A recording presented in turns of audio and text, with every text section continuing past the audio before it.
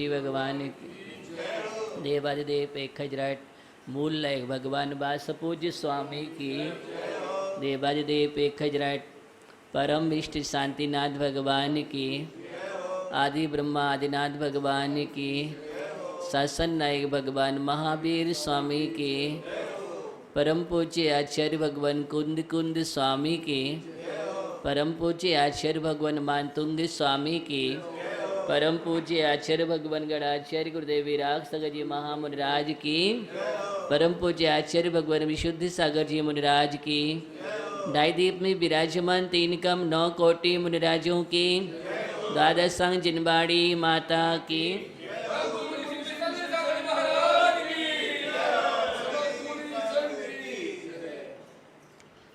हम सभी आचार्य मानतुंग स्वामी की अमृत देशना का रसपान कर रहे हैं। आचार्य मानतुंग स्वामी 23 नंबर काव्य में कह रहे थे कि भगवान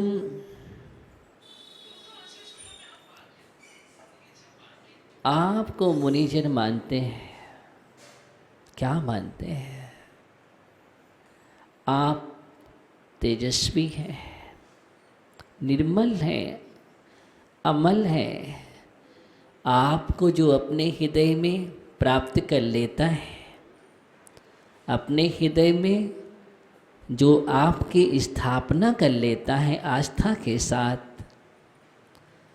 उसके जीवन में कभी भी दुखों से, संकटों से या दरिद्रता से, आपत्ति और विपत्ति से छुटकारा मिल जाता है और इन जो भी है इन सभी विकृतियों से सामना नहीं होता है,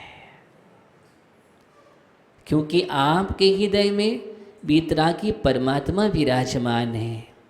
और जिसके हृदय में आस्था रूपी परमात्मा विराजमान हो जाता है, दुनिया में कोई भी क्षुद्र शक्तियाँ उपद्रव उसका कुछ कर नहीं सकते हैं, कोई बिगाड़ नहीं कर सकता है। यहाँ तक कि कोई व्यंतर बाधा भी उसके जीवन में नहीं होती है। क्यों? क्योंकि आस्था के परमात्मा विराजमान है। इसलिए आपको विराजमान करने वाला जीव मृत्यु को भी जीत लेता है। मृत्युंजयी आपका पथ है। आपके बताए रास्ते पर जो भी चलता है वही मृत्यु को जीत पाता है, और जब तक उस रास्ते पर नहीं चलता है वह जीव मृत्यु को नहीं जीत सकता। उसके जीवन में जन्म मरण की श्रृंखला निरंतर चला करती है। अनंत जन्म अनंत मरण इस जीव ने अभी तक किए हैं और करता आ रहा है। क्यों? क्योंकि आपको न जाना है और न आपको माना है। जिन जिन ने आपको जाना है, माना है, स्वीकार किया है, उनके जीवन में एक कोई भी, चाहे वो शारीरिक व्याधि हो या मानसिक हो या आत्मिक हो, किसी भी प्रकार की आदि व्याधियाँ उसके जीवन में नहीं आती, अपितु तो आदि और व्याधि से मुक्त होकर के श्रेष्ठ समाधि को प्राप्त करता है। सबसे ज़्यादा बाधक समाधि में आदि और व्याधि ही है, और यूँ कहें तो उपाधि। आदि, व्याधि और उपाधि, इन तीनों से परे समाधि होती है। 3 जिसके जीवन में हैं तब तक समाधि नहीं हो सकती है, और समाधि का मतलब एकाग्रता भी नहीं हो सकती है। समाधि का मतलब निर्विकल्प ध्यान नहीं हो सकता है। अध्यात्म ग्रंथों को जब हम देखते हैं तो समाधि का मतलब निर्विकल्प ध्यान है। और निर्विकल्प ध्यान के लिए हमें आधि व्याधि उपाधियों से मुक्त होना जीवन में बहुत जरूरी है। क्यों? क्योंकि जब तक हम निर्विकल्प समाधि में नहीं पहुंचेंगे तब तक हमारे जीवन में कर्मों की क्षपणा नहीं हो सकती है, तब तक हमारा जीवन जिसको पाना चाहिए उसको नहीं पा सकता है। इसलिए आचार्य भगवान पहले आपके लिए संसार के राग से हटा रहे हैं। संसार के राग से हटा करके एक का आश्रय लेने की बात कर रही हैं। एक के शरण में आओ और एक ताके साथ एक ही भाव में लीन होकर के एक होकर के नेक बन जाओ। एक की शरण में आने वाला जीव नेक होता है।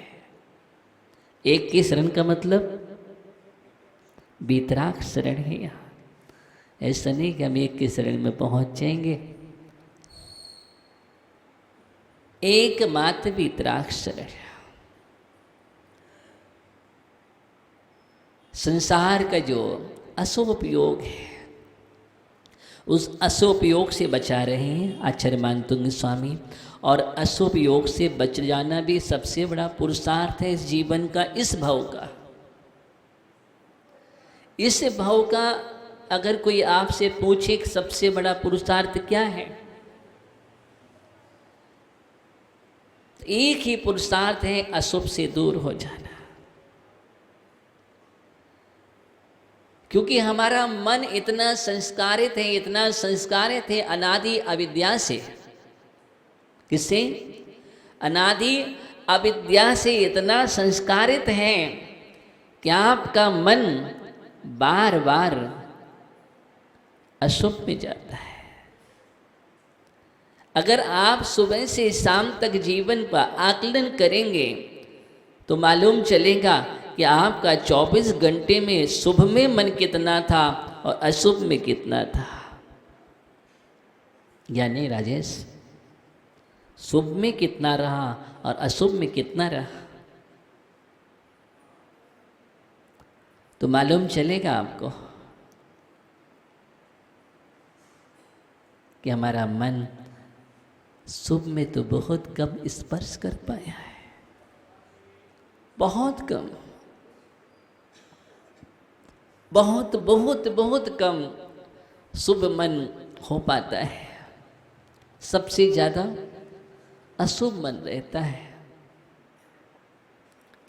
देखो ना, जो भी आपके अंदर जब जब भी राग द्वेष के परिणाम आ जाए तो कौन सा मन है? सुमित भैया, ज्ञानी, अगर हमारे अंदर राग द्वेष के परिणाम आ जाते हैं तो उसी समय तुम्हारा मन अशुभ मन है। और ज़्यादातर हमारे परिणाम इसी में रहते हैं। सज्जन भैया, किस में रहते हैं? ज़्यादातर परिणाम या तो हम राग में डूबते हैं या हम द्वेष में डूबते हैं, या हम क्रोध में होते हैं या मान में होते हैं, या माया में होते हैं या लोभ में होते हैं। इन्हीं में होते हैं, इन्हीं के इर्द गिर्द हमारा जीवन चल रहा है ज्ञानियों। अब आपको अगर गुस्सा नहीं है तो आप देखो कहीं ना कहीं अहंकार है, और अहंकार नहीं दिख रहा है तो कहीं ना कहीं मायाचारी चल रही है। ये विषय बहुत सूक्ष्म है, इसको पकड़ पाना बहुत सूक्ष्म है। आप ये सोचेंगे कि नहीं, हम तो कहीं मायाचारी नहीं कर रहे हैं। आप तो ये सोचेंगे हम तो कहाँ अहंकार है हमारे अंदर, कहाँ मान है, कोई गुमान नहीं करते हैं हम। बहुत क्रोध को बहुत जल्दी पकड़ लेते हो, शेष कसाय को पकड़ना, पहले कसाय बहुत जल्दी पकड़ में आ जाते हैं। स्थूल रूप से, सूक्ष्म में वो भी समझ में नहीं आते हैं। हो सकता आप मन ही मन में, अंदर ही अंदर, बाहर नहीं दिख रही है, वो भी गुस्सा चल रहे हैं। वो भी क्या चल रहा है? वो भी क्रोध कसाय है, अंदर में आग लग रहे हैं और बाहर समझ में नहीं आ रही। अंदर की आग भी कसाय है। सबसे ज़्यादा मैं इसलिए ये बात कर रहा हूँ क्योंकि वीतरागी परमात्मा के पास पहुंच चुका हूं, और वीतरागी परमात्मा के पास हमें वीतरागता को पाना है, और वीतरागता ही हमारा ध्येय है, वीतरागता ही हमारा लक्ष्य है। लेकिन वो लक्ष्य तब मिलेगा जबकि हमारे अंदर से ये जो राग द्वेष की प्रवृत्तियां हैं दूर हो जाएंगी। हमें अगर निस्सही करना है तो इनको विकल्पों को हटाना है, सबसे बड़े विकल्प यही है। अगर तुम कसायों से मुक्त हो जाओगे, वीतरागी बनने में समय नहीं लगेगा, गारंटी है तुम वीतरागी बन जाओगे। और कसाय से युक्त रहोगे तो कभी भी वीतरागी नहीं बन सकते हो। वितरागी तो बन सकते हो, लेकिन वीतरागी बहुत कठिन है। सबसे ज़्यादा अगर दुर्लभ है मनोज में, सबसे ज़्यादा ज्ञानी अगर दुर्लभ हैं तो वीतरागी बनना है। इसलिए आप विनय पाठ में डेली पढ़ते हो, लेकिन सिर्फ पढ़ने से काम नहीं चलेगा। छोटू भैया, वीतराग भेटो मेटो राग पढ़ते हैं ना। हे परमात्मा, मुझे वीतरागता की भेंट कर दो, दे दो, प्रदान कर दो। भगवान कहें बिल्कुल, वित्त का राग छोड़ो ना, वित्त का राग छोड़ो ना और वीतरागी बन जाओ। ऐसा भगवान कह रहे हैं। अगर ऐसा होता तो सभी वीतरागी हो जाते हैं। हम भी वीतरागी बने हैं तो वित्त का राग छोड़ करके, वित्त को छोड़ करके, वो वित्त का राग छोड़ करके, वित्त को छोड़ करके, वो वित्त का राग छोड़ करके, चित्त में बिल्कुल भी वित्त नहीं था। इसलिए जब चित्त में वित्त नहीं होता है तभी चित्त पवित्र होता है, तभी चित्र हमारा पवित्र होता है, वो चित्र भी पवित्र होता है। अगर चित्त पवित्र है तो हमारा चित्र भी पवित्र होगा। और चित्त में अगर वित्त भरा हुआ है तो आपका चित्र अच्छा नहीं आता है, अच्छा नहीं बनेगा। जो भी आपका चित्र तैयार होगा वो रागवर्धक होगा। कैसा होगा? रागवर्धक होगा ज्ञानियों। इसलिए आचार्य कह रहे हैं कि वित्तरागी नहीं, वीतरागी बनो। वित्तरागी तो तुम भवों भवों से बनते चले आ रहे हो, वित्त के पीछे तुम भाग रहे हो। तुम्हारा चित्त वहीं लगा हुआ है, वहीं टिका हुआ है। एक ही चीज़ तुम्हें दिखती है, वित्त वित्त वित्त वित्त वित्त। भगवान के पास भी पहुंच जाओ तो भी वित्त, जहाँ पहुंच जाओ वहाँ भी वित्त। नहीं नहीं ज्ञानियों, आचार्य भगवान कह रहे हैं वित्तरागी मत बनो। चक्रवर्ती सम्राट जैसे भी हुए हैं, जब तक वो वित्तरागी रहे हैं, उनके चित्त में संसार रहा है, तो वो उभरे नहीं हैं, वो नीचे चले गए हैं, अधोपतन हो गया है। चक्रवर्ती मालूम है 2 चक्रवर्ती नरकगामी हो गए हैं। लेकिन जिन्होंने छोड़ दिया है, त्याग कर दिया है, वही ऊर्ध्वगामी हुए हैं, वही ऊर्ध्वगामी हुए। 8 चक्रवर्ती निर्वाण को प्राप्त हुए हैं। क्यों? क्योंकि उन्होंने पूर्व भाव में अच्छी साधना की थी और उस अगले भाव में जाकर के चक्रवर्ती अवस्था में वो चरम शरीरी हुए हैं। चरम शरीरी का मतलब होता है अंतिम शरीर। चरम माने अंतिम। अब इसके बाद कोई शरीर प्राप्त नहीं करेंगे। इसलिए ऐसी चरम अवस्था को प्राप्त कर लिया कि अब कोई शरीर नहीं चाहिए, अब वो शरीर अंतिम है, अब अशरीरी परमात्मा ही प्रकट होगा। क्या होगा? अशरीरी परमात्मा प्रकट होगा। ये भावना भव भव में भाई जाती है, तब कोई बिरला जीव चरम शरीरी होता है। विरला जीव चरम शरीरी होता है। तीर्थंकर तो चरम शरीर होते ही हैं, और जीव भी चरम शरीरी, जिनको उसी भाव से केवल ज्ञान मुक्ति होनी है, वो नियामक चरम शरीरी जीव हुआ करते हैं। हम कैसे चरम शरीरी बने? हम चरम शरीरी तभी बनेंगे जिस इस शरीर से ऐसा कार्य करें जिससे शरीर से शरीर की उत्पत्ति न हो। इस शरीर में ही राग रहेगा, इस शरीर में ही स्नेह बना रहेगा, तो तुम कभी भी चरम शरीरे नहीं हो पाओगे।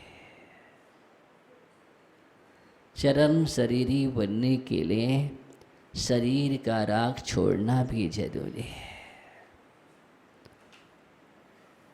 भी नहीं, छोड़ना ही नितांत आवश्यक अनिवार्य है। वितरागी परमात्मा के पास हम पहुंच गए हैं। ये हमारे जीवन में आसक्ति दुख का कारण है। आसक्ति जो राग वर्धक है वही हमें वितरागी से नहीं मिलने देती है। अंततः तुम्हारा वितरागी से तो कब का मिलन हो जाता। उस मिलन में अगर कोई बाधक तत्व है तो उसकी खोज करो। आप पूजन करते हो और पूजन करते करते एक खोज करो जीवन में। मैं खोज का विषय दे रहा हूँ आपके लिए कि खोज करो जीवन में कि आज तक मैंने वितरागी को पुकारा है, लेकिन वितरागी से मिलन क्यों नहीं हो पा रहा है। मिलन होना चाहिए, उसमें क्या बाधक तत्व है। देखो मानतुंग स्वामी का तो बहुत अच्छी तरह से मिलन हो रहा है। मानतुंग स्वामी का मिलन हो रहा है किससे? वितरागी परमात्मा से मिलन हो रहा है। ये एकदम साक्षी भाव से कह रहे हैं। वो किससे कह रहे हैं? साक्षी भाव। और साक्षी भाव किसे कहते हैं? साक्षी भाव किसे कहते हैं? साक्षी भाव का ये मतलब नहीं है कि आदिनाथ भगवान सिद्धालय से वापस आ गए। आदिनाथ भगवान सिद्धालय से वापस नहीं आए हैं, अवतार नहीं लिया है। भगवान अवतार नहीं लेते हैं। एक बार भगवान बन जाते हैं, सिद्धालय में पहुंच जाते हैं, वापस नहीं आते हैं। ये सिद्धांत हैं। लेकिन फिर भी भक्त परमात्मा से साक्षात्कार, जिसको हम बोलते हैं साक्षी भाव से देखते हैं, साक्षात्कार करते हैं, इसी का नाम भक्ति है। भक्ति की परिभाषा यही है कि भगवान से सीधा वार्तालाप हो जाना। साक्षात्कार का मतलब क्या होता है? वार्तालाप होना। क्या आप कभी भगवान से वार्तालाप करते हैं? भगवान से कभी आपने चर्चा की है? नहीं की है। मानतुंग स्वामी कर रहे हैं। मानतुंग स्वामी इतने डूब गए हैं और चर्चा करते चले जा रहे हैं भगवान।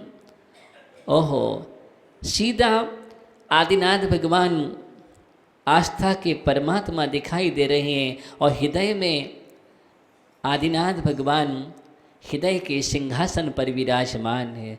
ध्यान रखना, जब तक तुम्हारे हृदय के सिंहासन पर परमात्मा विराजमान नहीं होगे तब तक तुम परमात्मा से साक्षात्कार नहीं कर सकते हो। भगवान की स्तुति वही कर सकता है, वंदना वही कर सकता है, भक्ति अर्चना वही कर सकता है, वही स्तोत्र और स्त्रियों की रचना कर सकता है जिसके जीवन में आस्था के परमात्मा हृदय में अवतरित होकर के सिंहासन पर विराजमान हो जाते हैं। आप देखो, अगर कल्याण मंदिर स्तोत्र कुमुद चंद्र स्वामी रच रहे हैं तो पारसनाथ भगवान की प्रतिमा आस्था के रूप में हृदय के सिंहासन पर विराजमान है। और यही कारण है कि कल्याण मंदिर में पारसनाथ भगवान का स्तवन चल रहा है। आदिनाथ भगवान मानतुंग स्वामी के हृदय के वेदी पर विराजमान नहीं होते तो भक्तामर स्तोत्र की रचना नहीं होती।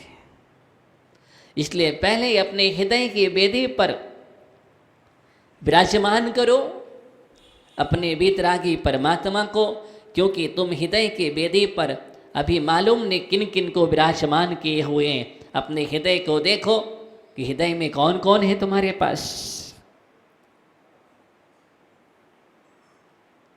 कितने लोग हैं हृदय में, चेतन हैं कि अचेतन हैं।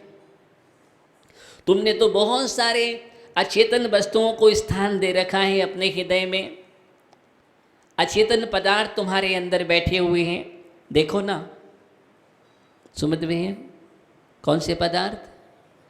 अचेतन पदार्थ को तुमने अपना माना है और किन किन को स्थान दे करके तुम्हारे हृदय में चेतन भी नहीं अचेतन विराजमान है। आपका संबंध चेतन से बहुत कम है, सबसे ज्यादा संबंध आपका अचेतन से है। ओहो, चेतन तत्व हो करके तू अचेतन से संबंध जोड़ करके रखा है। सुबह से शाम तक सबसे ज़्यादा हम अचेतन पदार्थों से संबंध जोड़ते हैं और अचेतन पदार्थ हमारे मन में रहते हैं, मस्तिष्क में रहते हैं, हृदय में प्रवेश करते रहते हैं। और जब तक ये अचेतन पदार्थ तुम्हारे मन मस्तिष्क में प्रवेश करते रहेंगे तब तक तू चेतन भगवान को नहीं देख सकता, तब तक तू अपने चेतन भगवान से मिल नहीं सकता, साक्षात्कार नहीं कर सकता। हृदय के वेदी पर एक ही विराजमान होगा, एक ही विराजमान होगा और वो वीतरागी होगा, सरागी का स्थान होगा, तो वीतरागी कभी नहीं बैठ सकते। इस बात का ध्यान रखना। अचेतन को स्थान देते रहोगे, अचेतन का मतलब जो 5 इंद्रिय के विषय संसाधन हैं, जो भौतिक संसाधन हैं, जिसमें हम दिन रात लगे हैं, उलझे हैं, वही अचेतन पदार्थ, उनसे तुम्हारा संबंध बहुत गहरा है, बहुत गहरा संबंध है। इसी का नाम सबसे बड़ी आसक्ति है, इसी का नाम सबसे बड़ा राग है और यही राग हमें वितरागता से दूर रखे हुए हैं। आज तक अगर हम दूर हैं, आज तक हम साक्षात्कार नहीं कर पा रहे हैं, ये बाधक तत्व बतला रहा हूँ, यही बाधक तत्व है जीवन में। उसी बात को मुझे समझना है। कीमत किसकी है? देखो, आपने अगर मूल्यांकन किया है तो किसका किया है? ये बात बहुत मायने रखती है जीवन में। आपने मूल्यांकन किसका किया है? आपकी दृष्टि में कीमती पदार्थ क्या है? अगर जो आपकी दृष्टि में जो कीमती पदार्थ होगा, आपका मन वहीं दौड़ेगा। आज बैठकर के चिंतन करना, शब्दों से नहीं सुनूंगा मैं, अपने हृदय की आवाज़ होनी चाहिए। किसकी? हृदय की आवाज़ होना चाहिए कि मनुष्य भाव पाकर के, जैन कुल का पाकर के भी हृदय की आवाज़ क्या कह रही है। अभी तक हमने किसको ओहो हृदय में विराजमान कर रखा हुआ है? कीमत या मूल्यांकन किसका किया है? जिसका मुझे करना चाहिए उससे हम दूर हैं, बहुत दूर हैं। उसके पास बैठने की भी फुर्सत नहीं है, समय नहीं है। जिसके पास मुझे बैठना चाहिए उसके पास नहीं बैठ पाते हो, और जिससे हमें दूर होना चाहिए उसके पास हम बैठे मिलते हैं।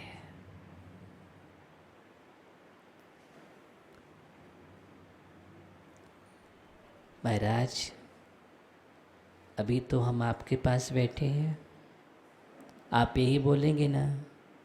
हृदय से पूछो, आप मेरे पास कितने बैठे हो?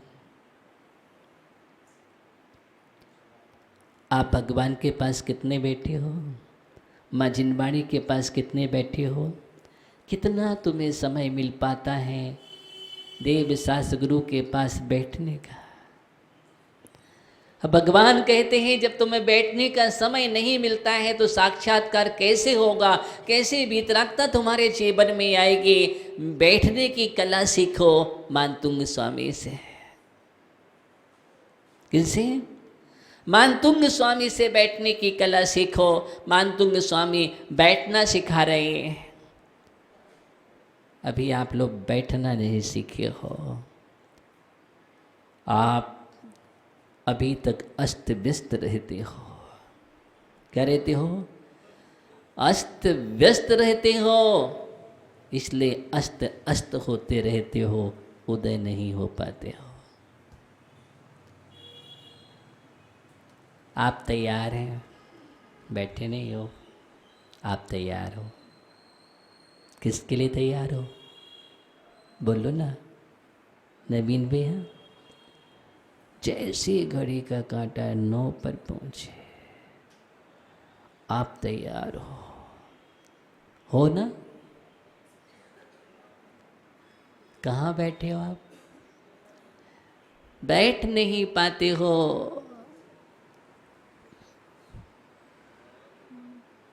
बिल्कुल नहीं, बैठने की आदत ही नहीं है। चलने फिरने की आदत बनी है, 2 मिनट बैठे फिर चल दिए, 2 मिनट बैठे फिर इधर निकल गए। आदत नहीं है। वो किन्हीं किन्हीं की तो आदत होती है, एकदम बैठ ही नहीं पाते पूरी, बहुत मुश्किल हो जाता है। अब मैं यहाँ की बात कर रहा हूँ बैठने की। कहाँ की? यहाँ की। स्थिरता लाओ जीवन में। इसलिए जब योग साधना की बात आती है ना, तो सबसे पहले किसको स्थिर किया जाता है ज्ञानियों? विजय भैया, पहले मन को किया जाता है कि वचन को कि काय को? बोलो, काय को। किसको? पहले काय को कंट्रोल किया जाता है। बोले काय को? काय माने शरीर को, काय को नहीं है। किसको? काय, शरीर को स्थिर किया जाता है। इसलिए कहा जाता है पहले आसन लगाओ, स्थिर बैठो। क्या करो? पद्मासन में या खड्गासन में या सुखासन में बैठो, लेकिन स्थिर बैठो। अब हम हिलते डुलते रहते हैं, चलायमान रहते हैं, सामयिक नहीं हो पाती है। सामयिक में पता नहीं कहाँ कहाँ तो मन तुम्हारा कभी नहीं लगेगा। स्थिर अगर आसन नहीं हुआ तो वचन स्थिर नहीं होगे, और स्थिर आसन और वचन नहीं हुए मन स्थिर नहीं होगा।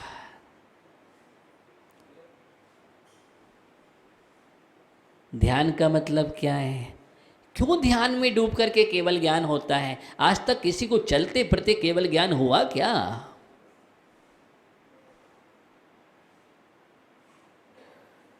नहीं हुआ। क्यों?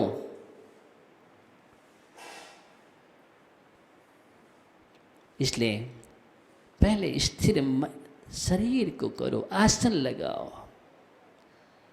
हम शरीर को नहीं संभाल पा रहे हैं तो मन को तुम कहाँ संभालोगे? मन तो तुम्हें दिख भी नहीं रहा है, लेकिन शरीर तो दिख रहा है। तुम दिखती वस्तु को, इतने बड़े शरीर को स्थिर नहीं कर पाते हो। उपयोग नहीं लगता है। और आप जिस दिन उपयोग स्थिर होकर के खड़े हो जाओ भगवान के सामने, बिल्कुल भगवान सीधे दिख रहे हैं, भगवान दिख रहे हैं, और हम बस भगवान की भक्ति करने में लीन हैं, लेकिन हम कहाँ स्थिर हो पाते हैं? उदक चंदन तंदुल पुष्पिक चर सुदीप सुधोपल पर्क के धवल मंगल गानी रवाकुले, ये चलता है। अब कहाँ हम किसको देख रहे हैं? कौन आया, कौन गया, कौन क्या कर रहा है, ये हमारी दृष्टि रहती है। अब भगवान कहेंगे तुम, भगवान अपने अपने कर्तव्य को भी अच्छी तरह से नहीं कर पा रहे हो, यहाँ पर भी तुम स्थिर चित्त नहीं हो पा रहे। चित्त तो बहुत दूर की बात है, स्थिर काय नहीं हो पा रहे हो। क्या नहीं हो पा रहे हो? स्थिर काय नहीं हो पा रहे हो। इसका बहुत बड़ा लॉजिक है। शरीर को स्थिर करना चाहिए पहले, एकदम आसन, और जितना अच्छा आसन लग जाएगा आपका, इतना अच्छा, एकदम रीढ़ की हड्डी एकदम, और जितना उतना ही आपका उपयोग लगेगा। और ऐसे करते रहोगे ना, तो आप जो पढ़ रहे हो ना वो भी भूल जाओगे। अर्थ और भाव तो बहुत दूर की बात है, क्या नहीं हो, बहुत दूर की बात है। यही कारण है कि हम पूजन पढ़ लेते हैं, लेकिन पूजन का अर्थ अगर पूछा जाए तो पता नहीं है। हमने पंक्ति पढ़ी है, उसी पंक्ति को पूछा जाए कि क्या हमने बोला है, मुझे पता नहीं है। क्यों? स्थिर नहीं हो पा रहे। अन्यथा वो आनंद आता है, कोई भी स्रोत पढ़ो, स्तुति करो, पूजन करो, स्थिर चित्त होकर के भावभंग न होना चाहिए। भावभंग न, आप जब एकदम ध्यान में बैठते हैं ना, अनुभूति होती, कुछ क्या होती है? अनुभूति होती। तब पता चलता है कि हम चेतन आत्मा हैं। दिन भर नहीं पता चलता है, आप इधर उधर घूमते रहते हो, अपने कार में बिजी, संसार के कार्यों में व्यस्त रहते हो। आपको यही पता नहीं है कि हम चेतन तत्व हैं कि नहीं है, हम जीव तत्व हैं कि नहीं है, आत्मा है हमारे अंदर कि नहीं है। बस अभी तो हम पुद्गल जैसी दौड़ लगाते रहते हैं। जिस समय आप एकाग्र होते हैं, उस समय अनुभूत होता है कि हम कुछ हैं। क्या है? हम कुछ हैं। हम क्या है, उसका अनुभव ध्यान में मिलता है, ज्ञान से। आचार्य मानतुंग स्वामी बहुत गहरी गहरी चर्चा धीरे धीरे आपको वहाँ तक पहुँचा रहे हैं। यहाँ कहाँ मोक्ष का पथ दूसरा नहीं है, कल्याणकारी मार्ग अगर के हैं तो सिर्फ आपका ही है। बस इस बात को हम अपने जीवन में संकल्प के साथ निष्ठापूर्वक स्वीकार करें। देखो सम्यक दर्शन खिल जाएगा, उसकी चर्चा है यहाँ पर।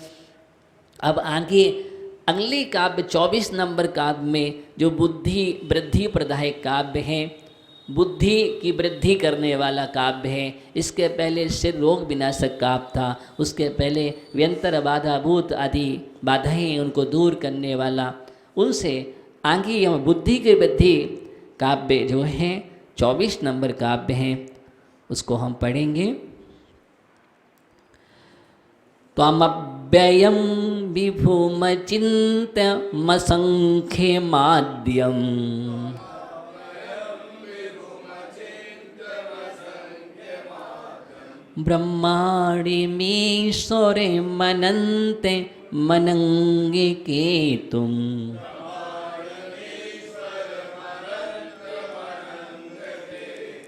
योगीश्वरं विदिते योगिमनेकिमेकम्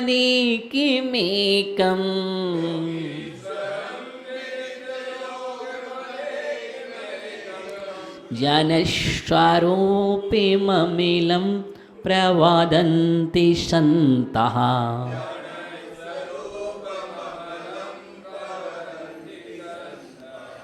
त्वमव्ययं विभुमचिन्त्यमसंख्यमाद्यम्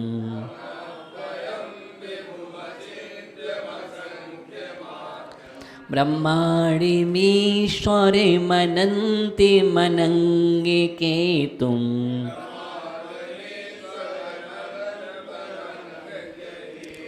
योगीश्वरं विदिते योगिमनेकिमेकम्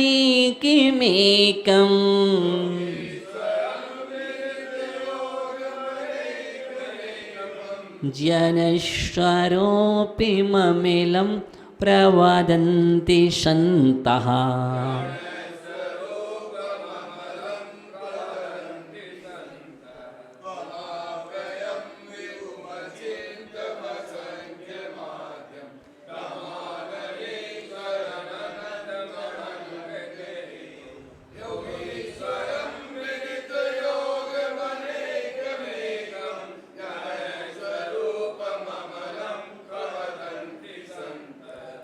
हे भगवान, हे वेतरागी परमात्मा, आपके लिए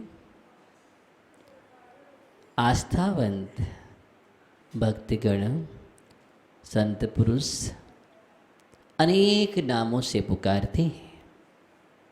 अनेक नाम हैं आपके, अनेक नामों से स्तुति करते हैं।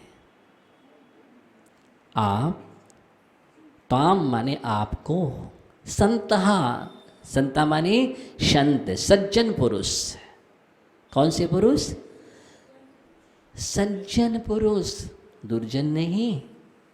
जो सज्जन हैं, अच्छे सज्जन, जिनकी प्रवृत्ति सत है, प्रशस्त मन वाले हैं, एकदम पवित्र हृदय वाले हैं, पवित्र विचार हैं, जिनके अंदर कोई मायाचारी छल कपट नहीं रहते, ऐसे सज्जन पुरुष जो आप में ही आस्था बनते हैं, बीतरागी परमात्मा ही जिनके हृदय में विराजमान हैं, संत सज्जन पुरुष त्वाम, आपको अव्ययम, क्या मानते हैं आपको?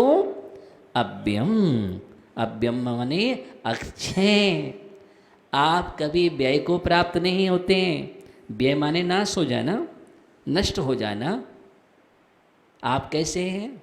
अव्यय हैं, अक्षय हैं। भगवान कैसे हैं? अक्षय, अनंत। एक बार जो गुण प्रकट हो गए हैं वो अव्यय हो गए हैं, अब कभी नाश को प्राप्त नहीं होंगे। आप अचिंत्यम विभूम, अव्ययम विभूम, आप विभू भी हैं, अव्यय हैं और विभूम। हम कहते हैं हे विभू, हे प्रभु। विभू क्यों है? आपका ज्ञान सब जगह व्यापक है। ज्ञान व्यापक होने की अपेक्षा से आप ज्ञान रूप से व्यापक हैं, पूरे लोक में सब जगह व्यापक हैं, इसलिए आप विभू हैं। अचिंत्यम, और आप अचिंत्यम, चिंतन में नहीं आने वाले। हर किसी के चिंतन में नहीं आते। इस शिवसम ज्ञानी क्या चिंतन में लाएंगे आपको, इसलिए अचिंतनीय है आप।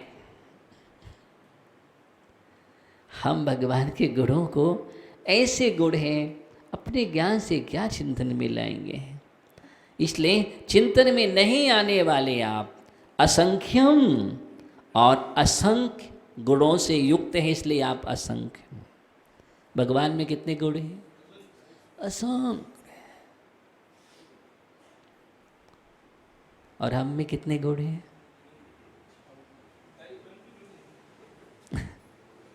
खोज करना, बतलाना, देखो ऐसा नहीं है। असंख्य गुणों से युक्त हैं, वहाँ पर असंख्य गुण हैं और यहाँ असंख्य दोष है, इसलिए वो भगवान हैं और हम भगवान नहीं बन रहे। अब असंख्य दोषों को हटा देंगे, असंख्य गुण आ जाएंगे, हम भगवान बन जाएंगे। आद्यम, असंख्यम आद्यम। आद्यम माने प्रथम, आदि में होने वाले। आप ही प्रथम हैं। आदि पुरुष, आदि चिन्ह, आदि शुद्ध करतार, धर्म दुर्लभम परम गुरु, नमो आदि अवतार। आप ही आदि पुरुष हैं, प्रथम है। और ब्राह्मणम ईश्वरम, आप ब्राह्मण हैं। आप मतलब आप ब्रह्मा हैं। कौन है ब्रह्मा? हे आदिनाथ भगवान, आप ही ब्रह्मा हैं, क्योंकि ब्रह्म स्वरूप में लीन रहते हैं। और ब्रह्म माने आत्मा, ब्रह्मा ने आत्मा, और अपने आत्म स्वरूप में लीन रहने वाले आप ही ब्रह्मा हैं। सच्चे ब्रह्मा आप ही, और कोई नहीं। ब्रह्मा, ईश्वर, आप ही ईश्वर है। अनंतम, अनंतम माने आप अनंत हैं, आपका अंत नहीं है। अनंत को प्राप्त हो चुके हैं, इसलिए भगवान के गुणों का कभी अंत होगा क्या? नहीं होगा कभी भी। यह जिस पर्याय को प्राप्त कर लिया उसका भी अंत नहीं होगा। अनंतम, आप अनंत हैं। अनंग के तुम, आप अनंग के तो हैं। अनंग के तुम, काम विनाशक, काम रूपी बाण को नष्ट करने वाले आप काम विनाशक हैं। योगीश्वरम, योगियों के ईश्वर हैं आप। योगी ईश्वरम, योगियों के ईश्वर आप ही तो योगियों के ईश्वर हैं। इसलिए योगी जन ध्यान लगाते हैं। किसका? आपका। विदित योगम, और योग के ज्ञायक आप हैं। विदित माने ज्ञायक, विदित माने जानने वाले, ज्ञाता, ज्ञायक। आप योग के ज्ञायक है। सच्चा योग तो आपने ही जाना है। अनेकम, आप अनेक है, गुण पर्याय की अपेक्षा से अनेक रूप हैं। गुण और पर्याय की अपेक्षा से अनंत अनंत गुण प्रति क्षण द्रव्य में स्वाभाविक परिणामन होता है। स्वभाव अर्थ पर्याय होते हैं। स्वभाव अर्थ पर्याय आदि की अपेक्षा से अनेक रूप हैं आप। और एकम, किंतु जीव द्रव्य की अपेक्षा एक रूप है, आप एक ही हैं। ज्ञान स्वरूपम, आप केवल ज्ञान स्वरूप हैं। अम्लम, कर्ममल से रहित निर्मल आप हैं। प्रबदंती, कहते हैं कौन? संता, ऊपर से जोड़ लेना, संता। संत पुरुष आपको इन इन नामों से कहते हैं। ऐसे नामों से पुकारा गए भगवान के लिए। बस भगवान की यही वीतरागी परमात्मा की चर्चा यहाँ पर की गई है। हम जैसे पढ़ते हैं, जिसने राग द्वेष का मार्ग जीते सब जग जान लिया, सब जीवों को मोक्ष मार्ग का निष्प्रह उपदेश दिया। बुद्ध वीर जिन हरि हरि ब्रह्मा, या उसको स्वाधीन कहो, भक्ति भाव से प्रेरित हो, चित्त उसी में लीन हो। आप कहो, चाहे ब्रह्मा कहो, चाहे विष्णु कहो, चाहे महेश कहो, चाहे बुद्ध करो, हरिहर कहो, लेकिन वो आप ही हैं। क्यों? क्योंकि राग द्वेष काम आदि को जीतने वाले आप हैं। जो जो वीतरागी हैं, हम किसी भी नाम से पुकारे हैं। सर्वज्ञ हैं, हितोपदेशी हैं। ये तीन गुण जिसमें विद्यमान हैं, वही हमारा भगवान आराध्य आप्त हैं। और तीन गुण नहीं हैं, वो भगवान नहीं हो सकता है। तीन गुणों से युक्त हैं। आप किसी भी नाम से पुकारो। आप कुछ नाम की बात कर रहे हैं, सहस्र नाम में तो हम 1008 नामों से पुकारते हैं। कितने? 1008 नामों से पुकारते हैं, वंदना करते हैं, नमन करते हैं। ऐसे परमात्मा के लिए मानतुंग स्वामी यही कह रहे थे। इसी भावना के साथ हम ऐसे आस्था रूपी परमात्मा को अपने हृदय में प्रतिष्ठित करें। हृदय की वेदी पर ओम नमः शिदेभ्य। ओम ह्रीं अर्घ्यं नमो निट्ठी विषाणम्।